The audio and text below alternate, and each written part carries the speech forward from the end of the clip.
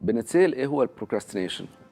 في الحقيقة ده معناه التأجيل أو التسويف أو تأخير الحاجة اللي المفروض تتعمل وتأجيلها لما بعد.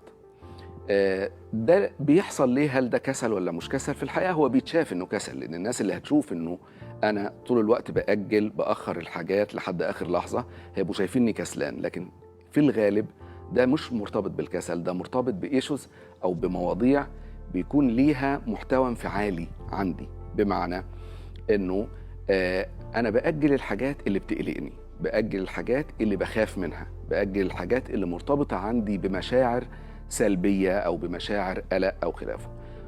شائع جدا ان ده يكون مرتبط بالبرفورمانس انكزايتي، انه الناس اللي عندها قلق الانجاز، هنجح، هعمل حاجه بشكل كويس ولا لا. بالسوشيال انكزايتي، الحاجات اللي لها علاقه بالقلق الاجتماعي، لما يكون حاجه لها علاقه بمقابله ناس او كده فيقعد ياجلها طول الوقت. الحاجات اللي بتسبب لي توتر او قلق اقوم ااجلها وابعدها واشغل نفسي بحاجات قد تكون مش مهمه، لكن بتشغلني عن الحاجه اللي انا المفروض اعملها دي.